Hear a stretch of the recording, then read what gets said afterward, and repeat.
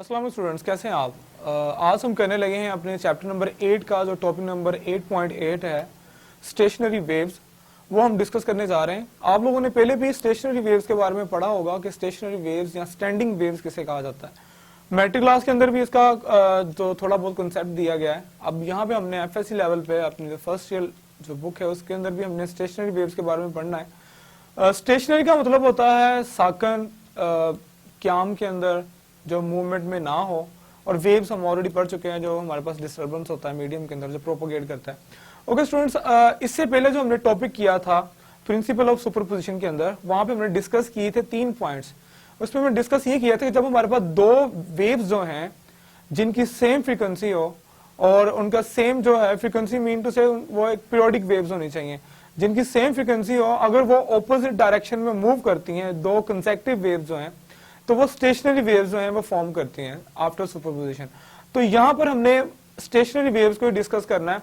जैसे कि आप देख सकते हैं कि बोर्ड के ऊपर जो मैंने डायग्राम बनाई है, आपके बुक के अंदर भी 100% यही ही डायग्राम बनी हुई है अबाउट द स्टेशनरी वेव्स। तो यहाँ पे हमने 2 स्नैपशॉट लिए हैं 2 वेव्स के। हमारे पास इन डायग्राम ए के अंदर जो है फर्स्ट वेव है जो हमारे पास राइट से लेफ्ट मूव कर रही है, जबकि डायग्राम बी के अंदर हम देख सकते हैं यहाँ पे हमारे पास दूसरा स्नैपशॉट लिया गया है वेव का।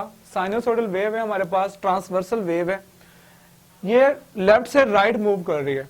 अब यहाँ पर हमने कुछ पॉइंट्स जो हैं वो डिस्कस करने हैं, जहां पे हमने इनका रिजल्टेंट लेना है इन स्टेशनरी वेव्स का, ये स्टेशनरी क्यों है।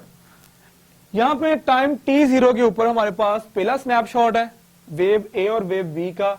इसी तरह टाइम क्वार्टर ऑफ टाइम जो हमारे पास है t=t/4, वहां पे हमारे पास दूसरा स्नैपशॉट लिया गया है।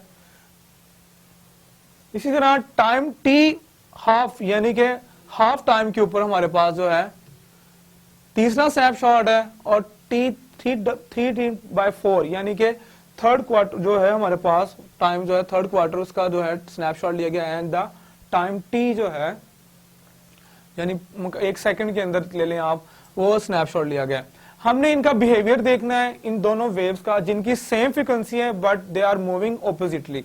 अब हमने यहाँ पे जो इंटरेस्टेड जो फिनोमिना देखना है वो ये देखना है, इनका डिस्प्लेसमेंट देखना है कि इनका डिस्प्लेसमेंट जो वेक्टर्स है इनके डिस्प्लेसमेंट एम्पलीट्यूड जो है ये कहाँ पे सुपर इम्पोज हो रहा है। हमने वही जो प्रिंसिपल है प्रिंसिपल ऑफ सुपरपोजिशन देखना है, जिनमें हम करते होते थे y जो हमारे पास रिजल्टेंट वेव होती थी वो y1 plus y2 plus y3 and so on up to yn, जिसमें हम सिंपली क्या करते हैं, सिंपली नंबर ऑफ वेव्स को जो है हम ऐड करते हैं, उनका रिजल्टेंट ले आते हैं।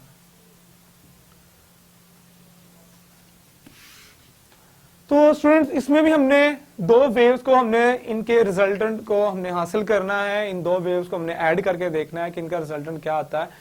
ओके, तो यहां पे हमारे पास स्टेशनरी वेव्स हैं। हम फर्स्ट स्नैपशॉट पे जाते हैं डायग्राम के ए के अंदर और बी को देखते हैं। फर्स्ट स्नैपशॉट के ऊपर जब हमारे पास टाइम जो था वो क्या था, 0 था। यहां पे हम देख सकते हैं एट पॉइंट 1, ये पॉइंट 1 है स्टूडेंट, ये 2 है, 3 है, 4 है, 5 है, 6 है, 7। हमने 7 डिस्प्लेसमेंट पॉइंट्स लिए हुए हैं।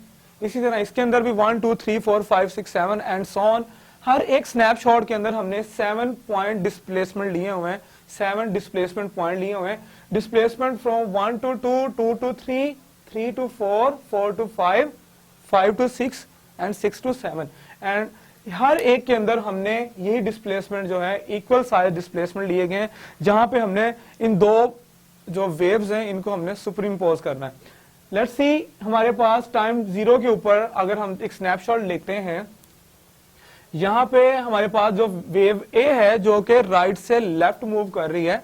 अगर मैं ऐसे खड़ा हूं तो लेफ्ट से राइट मूव कर रही है, जो इस तरह मूव कर रही है टाइम 0 के ऊपर, वो हमारे पास जो है एक ट्रांसवर्सल वेव जो है वही शेप की है।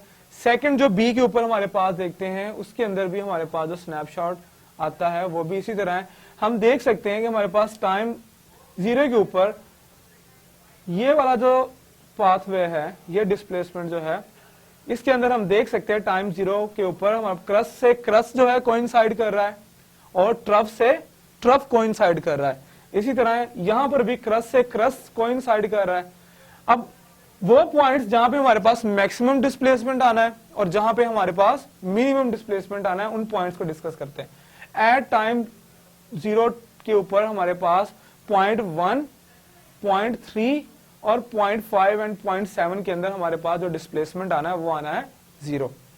जबकि वो पॉइंट्स जहां पे इनके क्रस्ट से क्रस्ट, ये पॉइंट, ये वाला पॉइंट जहां पे इनके ट्रफ से ट्रफ जो है, क्रस्ट से क्रस्ट जो है कोइंसाइड कर रहे हैं, रिजल्टेंटली इनका एम्पलीट्यूड जो है इन लार्ज हो जाना, हमें एक रिजल्टेंट वेव मिलेगी जो कि इन दोनों के एम्पलीट्यूड्स का सम होगा, सुप्रीम पोज वेव हमें मिलेगी। तो लिहाजा यहां पे हमारे पास 0.2, 0.4 और 0.6 के ऊपर हमारे पास जो है हमें रिजल्टेंट वेव जो है वो मिलेगी। सिमिलरली हम देखते हैं एट टाइम t/4 के ऊपर, क्वार्टर ऑफ टाइम के ऊपर, हमने दूसरा स्नैपशॉट लिया इन दोनों वेव्स का, एक जो राइट से लेफ्ट मूव कर रही है, एक लेफ्ट से राइट मूव कर रही है। तो यहां पे स्टूडेंट्स हम देख सकते हैं कि एट टाइम t/4 के ऊपर किन दोनों पॉइंट्स, सारे के सारे पॉइंट्स के ऊपर हमारे पास जो सुप्रीम पोजीशन है वो ऑपोजिट आ रही है। यानी अगर इसका क्रस्ट आ रहा है तो इसका नीचे ट्रफ आ रहा है, तो ये दोनों जब आपस में सुप्रीम पोज होंगे तो रिजल्टेंट जो हमारा डिस्प्लेसमेंट है वो 0 आएगा।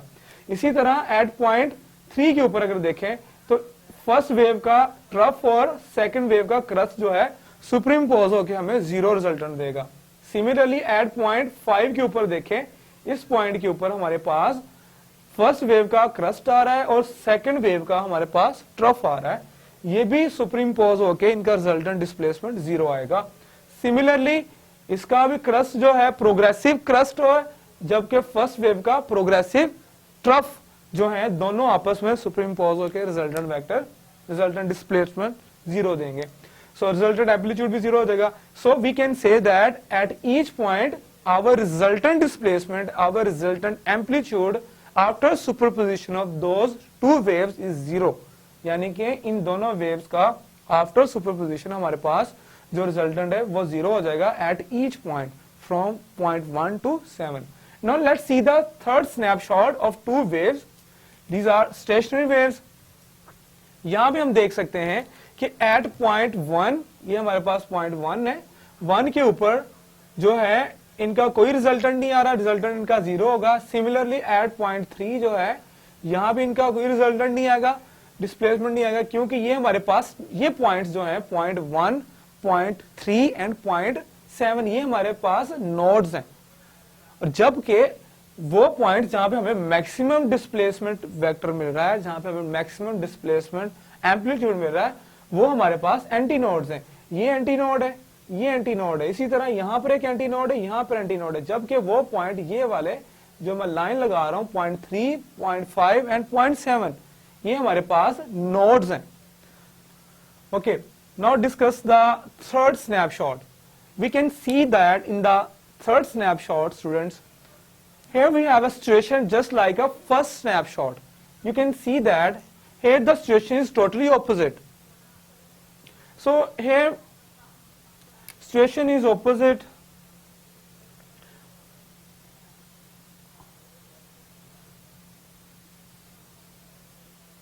Now we can see that हमारे पास at 0.1, 0.3 and 0.5 and 0.7 रिस्पेक्टिवली हमारे पास नोड्स बन रहे हैं, इसलिए यहां पे डिस्प्लेसमेंट हमारे पास 0 होगा at time half t/2। And we can also see that at 0.2, 0.4, 0.5, so these 3 points respectively give us amplitude, maximum displacement resultantly after superposition of these two stationary waves.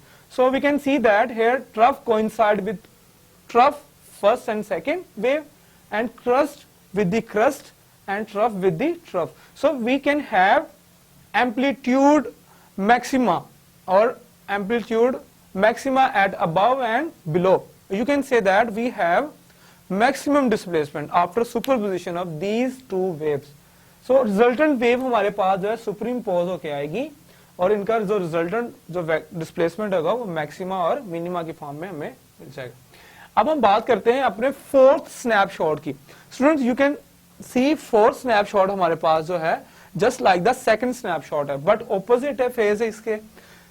यहां पे हमारे पास एट 0.1 यहां भी जो नोड्स बन रहे हैं 0.3 के ऊपर हमारे पास नोड्स बन रहा है, एंड हमारे पास जो है 0.5 के ऊपर और इसी तरह 0.7 के ऊपर, जबकि हमारे पास दूसरे जो पॉइंट्स हैं, सॉरी यहाँ 0.2 के ऊपर नोड बनेगा, ये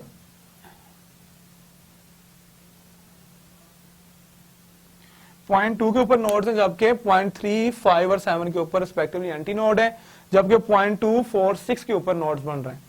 ओके स्टूडेंट, हम देख सकते हैं यहाँ पे दोनों वेव्स जो हैं ये ऑपोजिटली मूवमेंट में ऑपोजिटली मूव कर रही हैं, जबकि इनके रिस्पेक्टिव क्रस्ट और ट्रफ जो है कोइंसाइड नहीं कर रहे, बल्कि ऑपोजिटली जो है ये इनके रिजल्टेंट जो है मिल रहे हैं। हम देख सकते हैं यहाँ पे एक का क्रस्ट है फर्स्ट वेव का, दूसरे का ट्रफ है एट 0.3। इसी तरह एट 0.5 हम देख सकते हैं, ये पॉइंट हमारे पास 5 है कि 0.5 के ऊपर हमारे पास फर्स्ट वेव का ट्रफ है, जबकि सेकंड वेव का क्रस्ट है।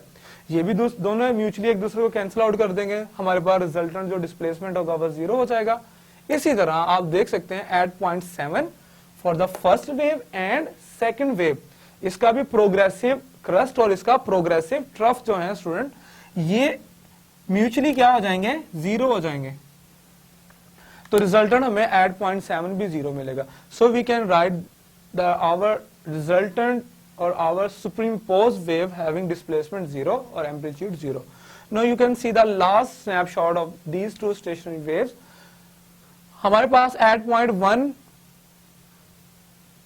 0.2, ये फर्स्ट जो लास्ट स्नैपशॉट है एक्चुअली हमारे पास फर्स्ट स्नैपशॉट की तरह ही है।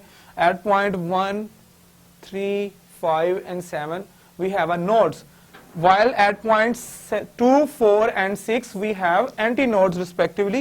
You can see that at 0.2, 0.4 and 0.6 we have maxima respectively about crust and about troughs. यानी ट्रस्ट और ट्रफ के लिहाज से with respect to crust and trough we can have maxima, and we have maximum displacement when these two stationary waves superimposed. When these two waves superimpose, the resultant displacement is maxima above and below. So you can say maximum crust and maximum trough. So यहाँ पे हमारे पास at 0.2 के ऊपर हमें जो है maximum crust मिल जाएगा, जबकि at 0.4 के ऊपर maximum trough मिल जाएगा, और at 0.6 के ऊपर हमें क्या मिल जाएगा, maximum क्रस्ट मिल जाएगा। तो ये पॉइंट्स हमारे पास एंटी नोड्स होंगे, जबकि 0.1, 0.3, 0.5 और 0.7 हमारे पास रिस्पेक्टिवली क्या है, नोड्स हैं। स्टूडेंट, इनको अगर हम as a whole large number of waves जो हैं अगर ये किसी मीडियम में से पास कर रही हो, तो एज अ होल हमें ये जो इफेक्ट है ये हमें स्टेशनरी नजर आता है, हमें कोई मूवमेंट नजर नहीं आती, क्योंकि ये ऑपोजिट इस तरह सुपरिम्पोज हो रही होती हैं कि इनका रिजल्टेंट जो है हमें ऐसा लग रहा होता है कि जैसे वेव्स जो हैं वो स्टेशनरी हैं, the waves are not moving. इनका टोटल इंपैक्ट हमें जो है स्टेशनरी नजर आता है, क्योंकि इनकी फ्रीक्वेंसीज होती हैं वो सेम होती हैं, इनकी जो डायरेक्शन होती है वो ऑपोजिट होती है, इस वजह से इनको हम नाम देते हैं स्टेशनरी वेव्स का। एक बात और है कि यहाँ पे इनकी जो एनर्जी है वेव 1 की और वेव 2 की, अगर इनकी एनर्जीज की बात करें तो वो पॉइंट्स नोड्स हैं जो हमारे पास, जो नोड्स पॉइंट है स्टूडेंट हमारे पास, नोड्स के ऊपर हमारे पास जो एनर्जी होती है वो बाउंड हो जाती है, वो आगे फर्दर जो है मूव नहीं कर पाती, जबकि हमारे पास जो एंटी नोड्स है वहां पे हमारे पास प्रोग्रेसिव पॉइंट्स के ऊपर जो एनर्जी जो है इंक्रीज करती करती, जब एंटी नोड मैक्सिमम के ऊपर पहुंचती है तो वहां पे एनर्जी जो है पहले काइनेटिक एनर्जी होती है वो कन्वर्ट हो जाती है किसमें, पोटेंशियल एनर्जी में। इसी तरह डाउनवर्ड मूव करते करते पोटेंशियल जो होता है वो चेंज होता है काइनेटिक्स में, और यहाँ पे आके वो बाउंड होता है। इसी तरह दोबारा फिर जो है स्टार्ट होता है बिलो साइड, यहाँ पे काइनेटिक्स होता है, यहाँ पे मैक्सिमम पोटेंशियल होता है। तो इस तरह जो है इनकी एनर्जीज भी जो है वो कंसेक्टिवली और अल्टरनेटिवली जो है चेंज होती हैं काइनेटिक्स से पोटेंशियल के अंदर, यानी कि काइनेटिक एनर्जी से पोटेंशियल एनर्जी के अंदर, और अल्टरनेटिवली हमारे पास जो है potential energy and kinetic energy के फॉर्म में from node to antinode, node to antinode जो है हमें एनर्जी जो है इसके अंदर ट्रांसफर होती है स्टेशनरी वेव्स के अंदर। So how can we produce stationary waves? Stationary waves हम कैसे बना सकते हैं? स्टेशनरी वेव्स हम एक स्ट्रिंग लेके उस पर भी स्टेशनरी वेव्स जो है बना सकते हैं। स्ट्रिंग को हम टाई करके उसको जब हम थोड़ा सा जर्क करेंगे, उसे प्लंग करेंगे थोड़ा सा, तो उसको थोड़ी सी एनर्जी देंगे तो हमें दो वेव्स जो हैं, एक वेव हम नेक्स्ट टॉपिक जो है अगर हम जो करने जा रहे हैं वो इसी तरह है कि स्ट्रिंग को जो थोड़ा सा प्लग किया जाता है, तो प्लग करके हमने अगर स्ट्रिंग को टाई किया हुआ है तो इसके ऑपोजिट जो है वेव बनेगी। तो ये स्टेशनरी वेव जो है ये हमें स्ट्रिंग के ऊपर बनती हुई दिखाई देती हैं। तो स्टेशनरी वेव जो है हम किसी भी मीडिया के अंदर बना सकते हैं। वाटर के अंदर स्टेशनरी वेव्स आप देख सकते हो, स्ट्रिंग्स के अंदर देख सकते हो, स्प्रिंग के अंदर स्टेशनरी वेव्स देख सकते हो। तो इस तरह जो है हमने स्टेशनरी वेव्स को स्टडी करना है। स्टेशनरी वेव्स एक्चुअली हमें जो है रिस्पेक्टिवली मैक्सिमा और मिनिमा देते हैं। रिस्पेक्टिवली हमें जो है मैक्सिमम डिस्प्लेसमेंट, फिर मिनिमम डिस्प्लेसमेंट, मैक्सिमम डिस्प्लेसमेंट, इसी तरह इसके अंदर जो ऑल्टरनेशन होती है एनर्जीज की, काइनेटिक एनर्जी से पोटेंशियल एनर्जी में, पोटेंशियल एनर्जी से काइनेटिक एनर्जी में, जबकि हमारी एनर्जी जो बाउंड होती है वो नोड्स के ऊपर आगे बाउंड होती है, फर्दर यहाँ से मूव नहीं करती दोबारा, फिर जो है ये उसकी तरफ जाएगी एंटी नोड की तरफ।